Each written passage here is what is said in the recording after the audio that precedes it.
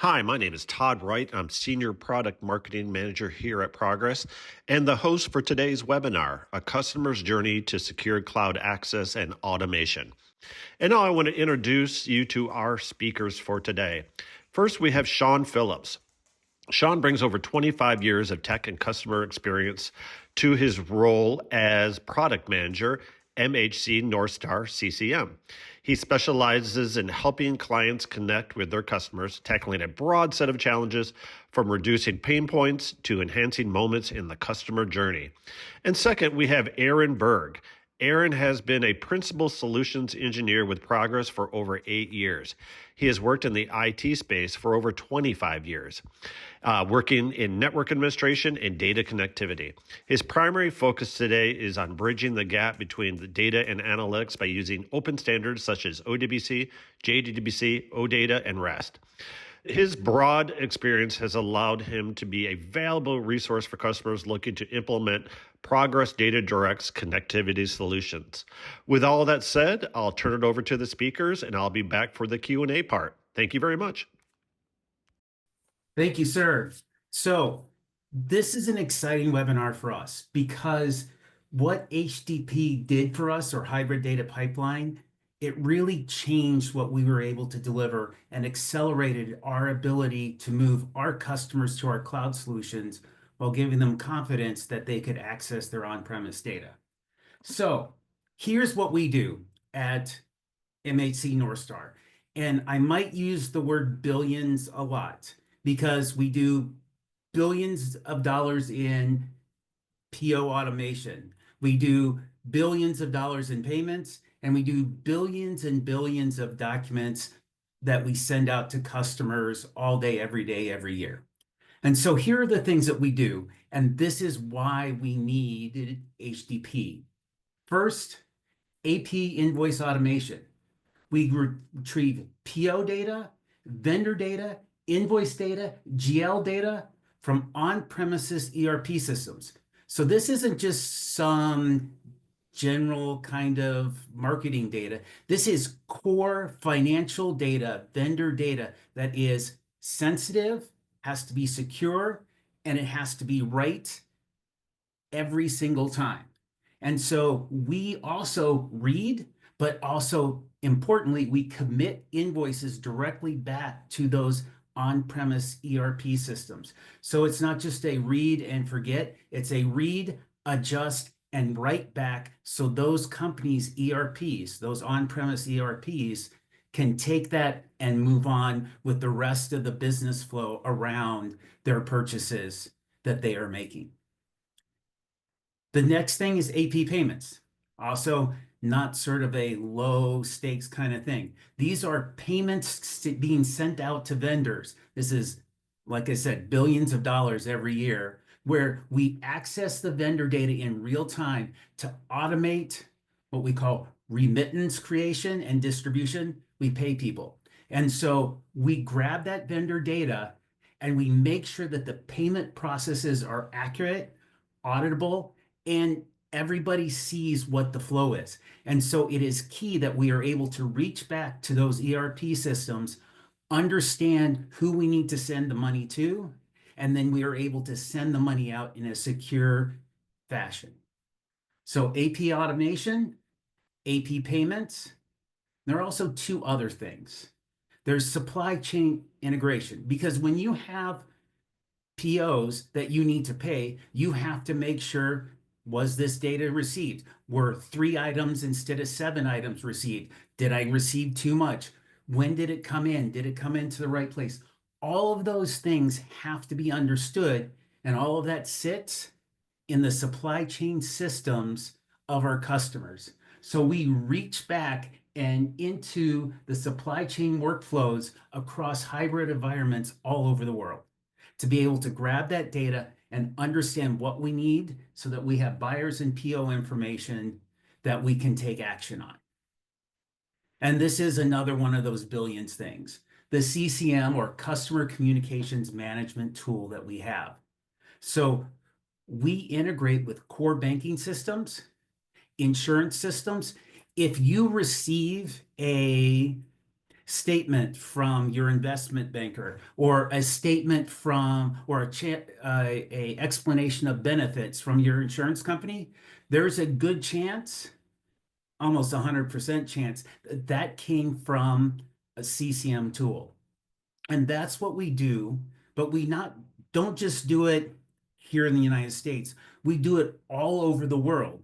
And what's very interesting, in different parts of the world, cloud adoption isn't quite as forward as it is now in the United States. So having our cloud system with being able to connect back to any of these core systems, banking, insurance, etc., is key to be able to have people take advantage of our cloud offering, but still be in control of their core data that they may or may not be able to move to the cloud quite yet because of local regulations.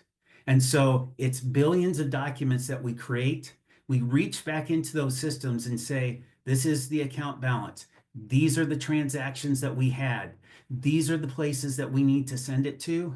We put those documents together and we send those out every single day. This is key data. This isn't random data. These are financial and personal information that we have to gather in real time to be able to send this communication off to customers, and they expect it to be right and come in the right time. And in order to do that, we have to reach back into systems to be able to pull that into our cloud offering, NorthStar CCM, to be able to deliver this to people. So this is key. And bringing data to the cloud from on-premise has been a challenge that we've had over the last several years. And what we really needed to have happen is secure, seamless access to on-premise data from cloud applications. Great. But we had to do this at scale. We have over 1,000 customers across diverse industries, across core systems, and like I said, all around the world, our CCM application is gathering data from different places all over the world. And here's the thing. Customers are moving to MHC's cloud every single day. I get a new notification. This company came, this company came. They're all coming, but they don't necessarily have the budget to move everything to the cloud right now, or some things are just going to stay on premise. And so because they can't do everything all at once, we're living in a place where people will migrate to our cloud, but they will still have significant on-premise presence for their data that we will have to connect back to. It's just the way it is. Every single customer, there's something that we need to connect to be able to do our job and serve them effectively. So here's our initial plan. And you know how it is with initial plans. You try them out, and then sometimes you have to go a different way. So we have this print agent. So if I needed to, say you're one of those people that absolutely loves getting your statements in the mail, like my mother-in-law, she really loves that. Actually, my wife kind of loves that too. So you need to print this, and needs to go out. Well, we have a print agent that you create the document, and instead of sending in an email, it goes back, it create to a print agent on premise wherever there's a printer to be able to do that. We connect to it, we send the data through, and it comes and it arrives in your mailbox, and everybody's happy. But so we thought, well, we could just do that with data too, right? Should work. Except printing a document, no matter how complex it is nowhere near as complex as connecting to lots of different ERP systems, connecting to supply chain systems, connecting to core banking systems. That ended up being a little more complex than just a printer agent. So we tried it, it didn't work, and so we had to figure something else out. So this is what we said. We needed a cloud native architecture. And that's what Hybrid Data Pipeline offered. It's a cloud native architecture, simplifying deployment. There's a reason we have a cloud native solution. is because it makes it easier for our customers to implement. And having HDP being able to do that for us gave us those same benefits. Universal connectivity. If you think back to the last slide and the slide before that, all the different types of systems that we have to connect to, we couldn't just be limited to one or two types of connectivity. It had to be ODBC, it had to be JDBC, OData, REST, et cetera, et cetera. There have to be connectors to be able to access any type of data, and had to have minimal integration effort, because our customers, when they come to us, they do not expect to spend half of their migration on data integration. There are business processes they need to set up, and they don't want to have to wait around for a lot of data integration to have happen. And so that's what we found when we found hybrid data pipeline. So why did we do it? Rapid success. So I remember I told you about that test that we did.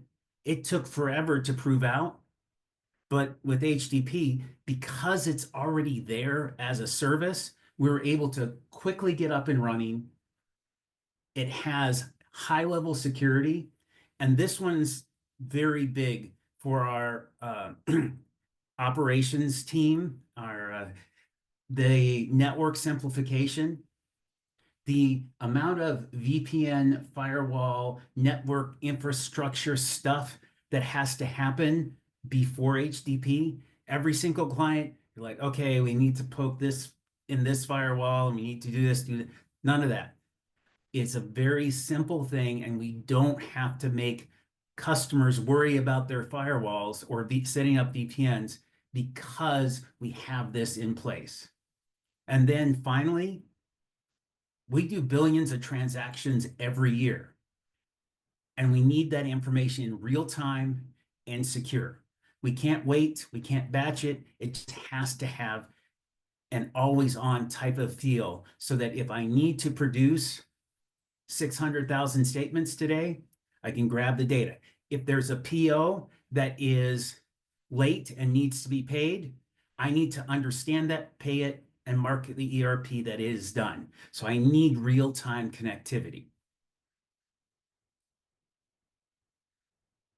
Now, you guys don't know Tom and Dave, all right? But Tom and Dave, they don't like to give praise easily. I wouldn't want to say that they're curmudgeonly, because that's not very nice, but they're very realistic.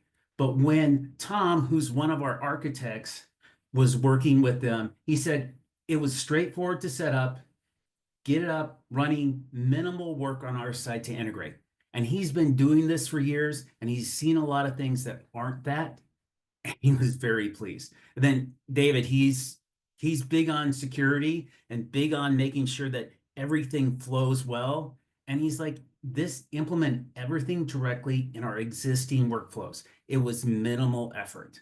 And there are a lot of other folks that are like, I am so glad we have HDP. I know as a product manager, being able to tell our customers, listen, if you need to connect back to your systems, we have a way to do that with minimal effort. So what does it mean to MHC? Why does it really matter to us overall? First, this is the new normal. People aren't all on premise.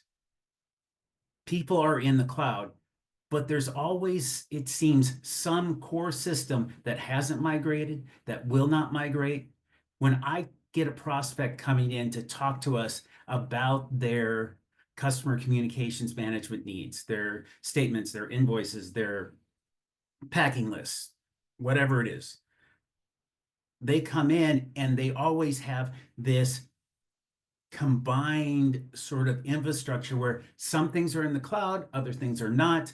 And because this is a new normal, people just expect that we have a solution that we can connect to all their different data places. It's just normal. It is not something that we can't just always have available.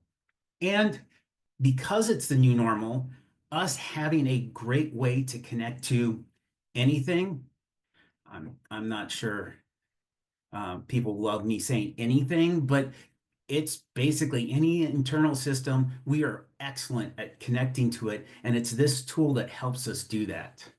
And it's an innovation enabler because we don't have to worry about can we have access to data? Do we not? We can just worry about what is the next best thing that we need to develop. We know we'll have access to the data. Now we just have to make sure that we can use that data and it can be effective for our communications customers or our AP customers. So that's what we do.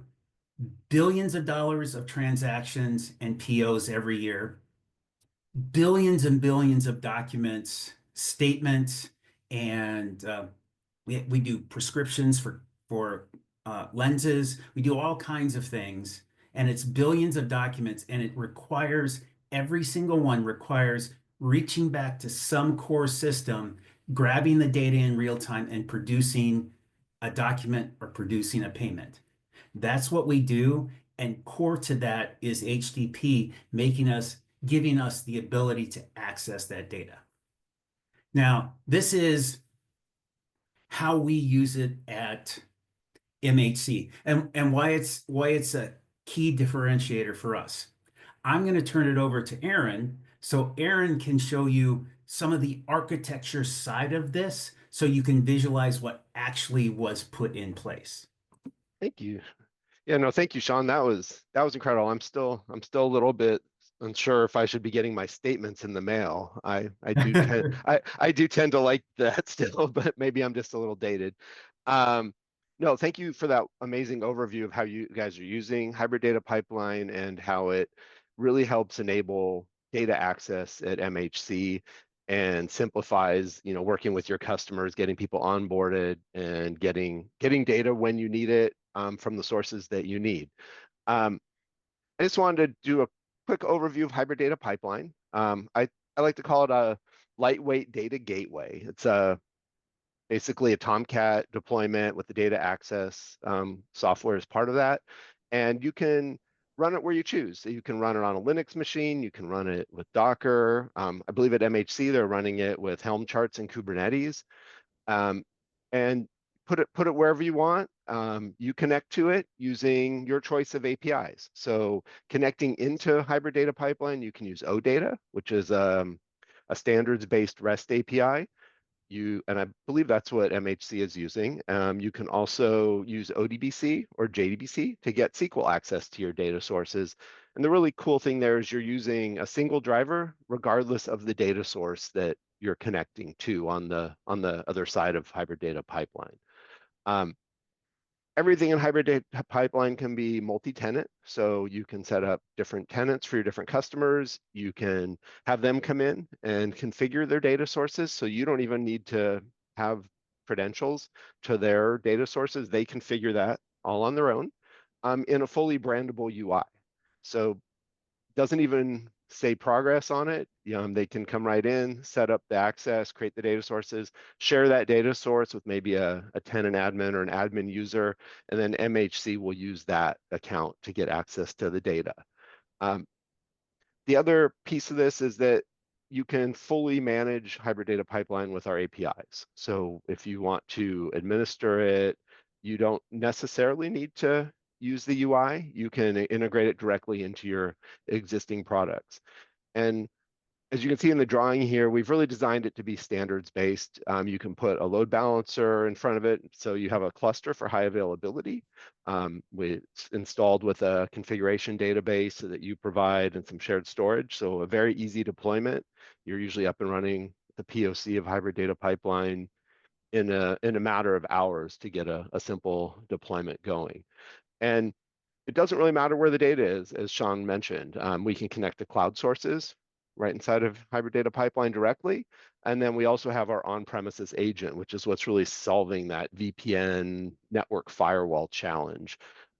It's a small Windows application that customers install, and as long as it's on the network and has access to the data, we're good. It can connect through to relational data sources, the ones you'd expect, SQL Server, Oracle, Postgres.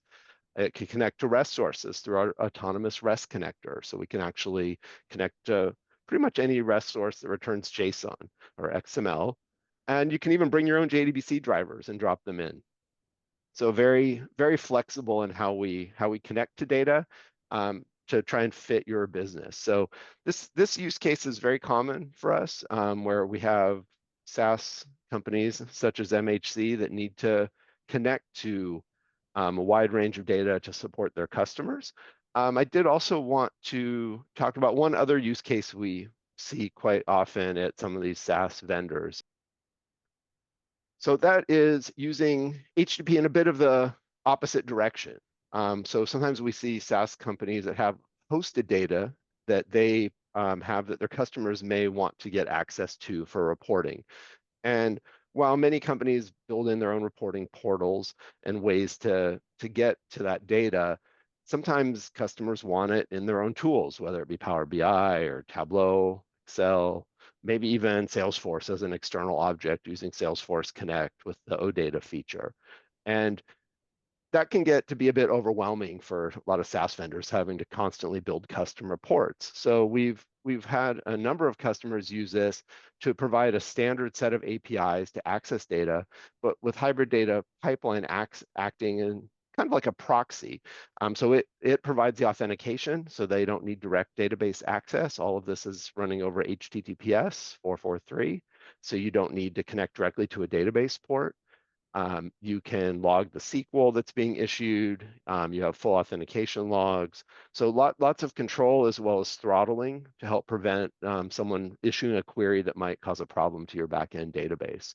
And again, it doesn't matter what that backend data source is. It's a single driver API regardless. So makes it very easy to manage supporting a lot of customers with a lot of different reporting needs. So just to bring up a slightly different use case. I don't know if MHC has any needs for that maybe in the future, but I do really appreciate everyone joining us and Sean for sharing their experience with us. And with that, I will hand it back over to Todd. Hey, thanks, guys, and I really appreciate it. We're now on to the Q&A portion of the webinar, and Aaron, I appreciate it. And Sean, if you don't mind, there's Sean as well. I was just going to say, appreciate if you could turn your cameras on for the Q&A part. Guys, we have a couple questions, and the two questions are the usual suspects, one about cloud migration and one about security. Let's start with the security one first. It is, how does Progress Hybrid Data Pipeline give MHC customers greater confidence in NorthStar's data security, especially those in industry like banking and healthcare that have a lot of regulations? Sean, looks like this one's geared towards you, and Aaron, you can jump in if you like. So I knew I was going to be doing this today, and so I talked to our VP of security. I'm like, so how did that secure we go through a review, is this secure, what are all your protocols, et cetera, et cetera. And he's like, I barely remember that one because it was so easy. So can we put that on the website, Sean? Sure, you can put that on the website right now, Aaron. Yeah. So now we as a SaaS company have to be highly secure, and to be able to say, listen, we went through all the documentation, and we know that whoever's going to work with us, we know it meets our level of security that we need. And so that's sort of it's stakes, table stakes at this point, but it was such an easy thing. He's like, we go through a lot of different things. We might have Aaron or Sean froze a little bit there. Yeah, we may have. The beauty of live webinars. Definitely. From the security perspective, we offer a lot of features within the product in terms of everything being SSL encrypted on the customer side, as well as the option to even encrypt things within the HTTP cluster and between the load balancer and any intranode communication. So everything's encrypted. Any data that we're storing in the database that's customer sensitive is encrypted. And we provide documentation around all of this. We have a security document that's specific to HTTP, as well as some other information in our documentation around FIPS. I'll let you go ahead, Sean, if you're back. Sean, it's good to have you back. It happens. I was just talking about how it was such an easy time to get it validated. It matched all our protocols, so it's very easy when we talk to our customers to say it checks all the boxes. We're good to go. Great. Excellent. Okay. We have a follow-up question, or actually a second question, not really a follow-up. What role did hybrid data pipeline HTTP play in helping MHC overcome customer hesitations about migrating to the cloud? Even 2025, people still have a lot of hesitations. And how did the hybrid data pipeline simplify that transition? Looks like another Sean question. So, in terms of, I don't know that I can speak specifically to MHCs, like what they did, but that transition to the cloud, that's where the hybrid part of hybrid data pipeline comes from, and the ability to easily get access to on-prem data and use it in a SaaS environment. That makes it very appealing in these kind of cloud or SaaS applications where you don't have to open up a lot of ports. Okay, great. We have one other question. What part of Progress software is involved in this architecture? That might be a Sean question. Yeah, okay.